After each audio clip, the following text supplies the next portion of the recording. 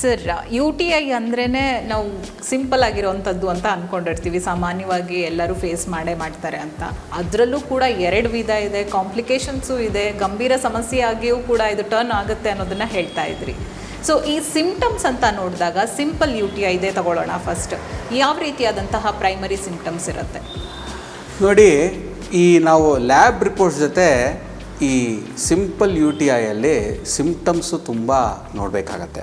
ಕೆಲವು ಸಿಂಪ್ಟಮ್ಸ್ ಏನೇನು ಅಂದರೆ, ಮೊದಲನೇದು ಹೆಚ್ಚಾಗಿ ಯೂರಿನ್ ಫ್ರೀಕ್ವೆನ್ಸಿ ಆಗೋದು. ಪದೇ ಪದೇ ನಾನು ಯೂರಿನ್ ಹೋಗಬೇಕು ಅಂತ ಹೇಳೋದು. ಯೂಶ್ವಲ್ಲಾಗಿ ವೆಯ್ಟ್ ಮಾಡೋಕ್ಕಾಗಲ್ಲ, ಇಮಿಡಿಯೇಟಾಗಿ ನೀರು ಕುಡಿಯೋದು, ಯೂರಿನ್ ಮಾಡೋದು, ಪದೇ ಪದೇ ಯೂರಿನ್ ಮಾಡೋದು ಒಂದು ಮುಖ್ಯವಾದ ಕಂಪ್ಲೇಂಟು. ಕೆಲವರಿಗೆ ಅದು ಮಾತ್ರ ಇರಲ್ಲ, ಇನ್ನೊಂದು ಕಂಪ್ಲೇಂಟ್ ಇರುತ್ತೆ. ಏನು ಅಂದರೆ ಅರ್ಜೆನ್ಸಿ. ಯೂರಿನ್ ಬರೋದು ಟೈಮ್ ಕರೆಕ್ಟಾಗಿ ಬರುತ್ತೆ, ಆದರೆ ಬಂದಾಗ ಅವ್ರಿಗೆ ತಡೆಯೋಕ್ಕೆ ಹಿಡ್ಕೊಳ್ಳೋಕ್ಕೆ ಆಗಲ್ಲ. ಆ ಒಂದು ಅರ್ಜೆನ್ಸಿ ಅಂತ ಬರುತ್ತೆ. ಇದು ಇನ್ನೊಂದು ಯು ಟಿ ಐ ಸಿಂಪ್ಟಮ್. ಕೆಲವು ಸಲ ಒಂದೇ ಸಿಂಪ್ಟಮ್ ಇರುತ್ತೆ, 2 ಸಿಂಪ್ಟಮ್ ಇರುತ್ತೆ, 3 ಸಿಂಪ್ಟಮ್, ಕೆಲವು ಸಲ ಬರೀ 2 ಸಿಂಪ್ಟಮ್ಮು, ಕೆಲವು ಸಲ ಒಂದೇ ಸಿಂಪ್ಟಮ್ಮು, ಹಿಂಗೂ ಇರುತ್ತೆ ಯು ಟಿ ಐಯಲ್ಲಿ. ಮೂರನೇದು ಈ ಪ್ಯೂಬಿಕ್ ಏರಿಯಾ ಮೇಲೆ ಸ್ವಲ್ಪ ಡಿಸ್ಕಂಫರ್ಟ್ ಅಂತ ಇರುತ್ತೆ. ಫೀಮೇಲ್ ಪೇಷಂಟ್ಸು ಹೇಳ್ತಾರೆ, ಸರ್ ನನಗೇನೋ ಒಂದು ಸ್ವಲ್ಪ ಅನ್ಕಂಫರ್ಟ್ ಇದೆ, ಅಲ್ಲಿ ಸರಿ ಅನಿಸ್ತಾ ಇಲ್ಲ ನನಗೆ, ಕೆಲವು ಸಲ ಇಚ್ಚಿಂಗ್ ಅಂತ ಆಗುತ್ತೆ, ಕೆಲವು ಸಲ ಡಿಸ್ಕಂಫರ್ಟ್ ಆಗುತ್ತೆ ಅಂತ. ಇದು ಡಿಸ್ಕಂಫರ್ಟ್ನ ಹೇಳೋದು. ಒಂಥರ ಹೊಟ್ಟೆ ಕೆಳಗಡೆ ನಂಗೆ ಒಂಥರ ಅನಿಸ್ತಾ ಇದೆ ಅಂತ. ಅಂದರೆ ಇದು ಇಂಟರ್ನಲ್ ಡಿಸ್ಕಂಫರ್ಟ್, ಇಂಟರ್ನಲ್ಲು ಎಕ್ಸ್ಟರ್ನಲ್ ಡಿಸ್ಕಂಫರ್ಟು ಹೇಳ್ಬೋದು.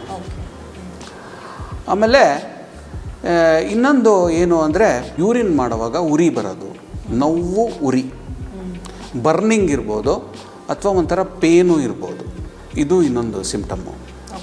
ಮತ್ತೊಂದು ರಕ್ತ ಕಾಣಿಸ್ಕೊಳ್ಳೋದು, ಕಲರ್ ಡಿಸ್ಕಲರೇಷನ್ನು, ಇದೆಲ್ಲ. ಸೊ ಜನರಲ್ಲಾಗಿ ಯು ಟಿ ಐಯಲ್ಲಿ ಈ ಸಿಂಪ್ಟಮ್ಸ್ ಎಲ್ಲ ಕಾಣಿಸ್ಕೊಂಬರುತ್ತೆ. ಅದೇ ನಾನು ಹೇಳ್ದಂಗೆ, ಈ ಯಾವಾಗ ಪ್ರಾಬ್ಲಮ್ ಆಗುತ್ತೆ ಅಂದರೆ, ಆ ಯುರೆತ್ರಾಯಿಂದ ಬ್ಲ್ಯಾಡ್ರಿಗೆ ಬರೋದು ಓಕೆ, ಅಲ್ಲಿಂದ ಮೇಲೆ ಹೋಗೋವಾಗ ಅಲ್ಲೆಲ್ಲ ಇನ್ಫೆಕ್ಷನ್ಸ್ ಹತ್ತಿಬಿಡ್ತು ಅಂದರೆ ಜ್ವರಗಳು, ಚಿಲ್ಸು, ನೋವು, ಬೆನ್ನೋವು, ಇದೆಲ್ಲ ಸಾಕಷ್ಟು ಸಿಂಪ್ಟಮ್ಸು ಕಾಣಿಸ್ಕೊಂಬರುತ್ತೆ. ಸೊ ಈ ಸಿಂಪಲ್ ಯು ಟಿ ಐಯಲ್ಲಿ ಇದು ಬೇಸಿಕ್ ಸಿಂಪ್ಟಮ್ಸು. ಸೊ ಇದಕ್ಕೆ ಕಾರಣಗಳು ಅಂತ ನೋಡಿದಾಗ ಯಾವ ಕಾರಣಗಳು ಜಾಸ್ತಿ ಅಫೆಕ್ಟ್ ಮಾಡುತ್ತೆ? ಈಗ ಈ ಯೂರಿನರಿ ಟ್ರ್ಯಾಕ್ಟ್ ಇನ್ಫೆಕ್ಷನ್ಗೆ ಕಾರಣಗಳು ಕೆಲವು. ಇದಕ್ಕೆ ಮಾಡರ್ನ್ ಕಾರಣಗಳು ಇದೆ, ಆಯುರ್ವೇದಿಕ್ ಕಾರಣಗಳು ಇದೆ.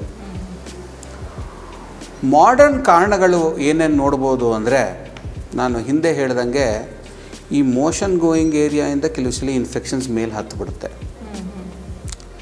ಹೈಜೀನು ತುಂಬ ಇಂಪಾರ್ಟೆಂಟು. ಸೊ ಇದು ಒಂದು ತುಂಬ ಇಂಪಾರ್ಟೆಂಟು. ಎರಡನೇದು, ಕೆಲವು ಸಲ ಈ ಕಾಂಟ್ರಸೆಪ್ಟಿವ್ಸ್ ಉಪಯೋಗಿಸ್ಕೊಳ್ಳೋದು, ಇಂಟರ್ಕೋರ್ಸ್ ಮಾಡೋದೂ ಕೆಲವು ಸಲ ಅದು ಒಂದು ಕಾರಣ ಆಗುತ್ತೆ. ಅದು ಕೆಲವು ಸಲ ಏನಾಗೋಗ್ಬಿಡುತ್ತೆ ಅಂದರೆ, ಈ ಬ್ಯಾಕ್ಟೀರಿಯಾದೆಲ್ಲ ಯುರೆತ್ರಾ ಲೆವೆಲಲ್ಲಿ ಈಚೆ ಇರುತ್ತೆ, ಆ ಪ್ರೆಷರಿಂದ ಮೇಲೆ ಬ್ಲ್ಯಾಡ್ರ್ ಒಳಗಡೆ ಹೋದಾಗ ಸಮಸ್ಯೆ ಆಗುತ್ತೆ. ತುಂಬ ಕರೆಕ್ಟ್ ಟೈಮಲ್ಲಿ ಯೂರಿನ್ ಮಾಡದೇ ಇರೋದು, ಅದು ಒಂದು ದೊಡ್ಡ ಸಮಸ್ಯೆ. ತುಂಬ ಯೂರಿನ್ನ ಹೋಲ್ಡ್ ಮಾಡೋದು, ಇವಾಗ ಆಫೀಸ್ಗಳು ಇದರಲ್ಲೆಲ್ಲ ಇದ್ದಾಗ ಯೂರಿನ್ ಒಂದು ಹೋಲ್ಡ್ ಮಾಡೋದು ಒಂದು ದೊಡ್ಡ ಸಮಸ್ಯೆ, ಅದೂ ಕೂಡ ಇನ್ಫೆಕ್ಷನ್ಗೆ ಕಾರಣ. ಕಾಂಟ್ರಸೆಪ್ಟಿವ್ಸ್ ಕೆಲವು ಸಲ ಕಾಂಡಮ್ಗಳು ಇದೆಲ್ಲ ಇಂಟರ್ಕೋರ್ಸ್ ಮಾಡುವಾಗ ಉಪಯೋಗಿಸ್ಕೊಳ್ಳೋದು. ಆಮೇಲೆ ಪದೇ ಪದೇ ಡಾಕ್ಟರ್ ಹತ್ರ ಎಕ್ಸಾಮಿನೇಷನ್ ಮಾಡಿಸ್ಕೊಳ್ಳೋದು ಕೂಡ ಒಂದು ಸಮಸ್ಯೆ. ಅಲ್ಲಿಂದನೂ ಇನ್ಫೆಕ್ಷನ್ ಹೋಗೋಕ್ಕೆ ಚಾನ್ಸ್ ಇದೆ. ಕೆಲವು ಸಲ ಪ್ರೊಸೀಜರ್ಸ್ ಹೈಜೀನ್ ಎಲ್ಲ ಮೇಂಟೈನ್ ಮಾಡ್ತಾರೆ, ಬಟ್ ಚಾನ್ಸ್ ಇದೆ ಅಲ್ಲೂ ಕೂಡ ಅಲ್ಲಿಂದನೂ ಇನ್ಫೆಕ್ಷನ್ ಆಗೋದು. ನಮ್ಮ ದೇಶ ಪಾಪ್ಯುಲೇಟೆಡ್ ದೇಶ, ಪೇಷಂಟ್ಸು ಎಲ್ಲ ಕಡೆ ತುಂಬ ಜನ ಇರ್ತಾರೆ. ಸೊ ಎಷ್ಟು ಹೈಜೀನ್ ಇದ್ರೇನೂ ಅದರಿಂದ ಕೆಲವು ಸಲ ಇನ್ಫೆಕ್ಷನ್ಸ್ ಹೋಗೋಕ್ಕೆ ಚಾನ್ಸಸ್ ಇದೆ. ಯೂಶ್ವಲಾಗಿ ಸರ್ಜಿಕಲ್ ಪ್ರೊಸೀಜರ್ಸು ಇದೆಲ್ಲ ಮಾಡಿದಾಗಲೂ ಯು ಟಿ ಐಗಳು ಜಾಸ್ತಿ ಆಗೋಕ್ಕೆ ಚಾನ್ಸ್ ಇದೆ. ಕಿಡ್ನಿ ಟ್ರಾನ್ಸ್ಪ್ಲಾಂಟು ಕೇಸಸ್ಸಲ್ಲೆಲ್ಲ ಇಡೀ ವರ್ಷ ಮಾಡರ್ನ್ ಡಾಕ್ಟರ್ಸು ಆ್ಯಂಟಿಬಯೋಟಿಕ್ಸ್ ಅದು ಇದು ಕೊಟ್ಟು ಟ್ರೀಟ್ ಮಾಡ್ತಾರೆ. ಈ ಕ್ಯಾಥೆಟರ್ಸು ಇದೆಲ್ಲ ಹಾಕುವಾಗಿಂದ ಅದರಿಂದನೂ ಯು ಟಿ ಐಗಳು ಬರುತ್ತೆ. ಸೊ ಹೈಜೀನು,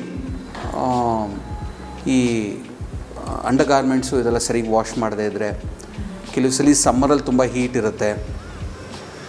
ಹಾಗೂ ಇದಕ್ಕೆ ಟ್ರಿಗರ್ ಫ್ಯಾಕ್ಟರ್ಸ್ ಅಂತ ಕೆಲವಿದೆ.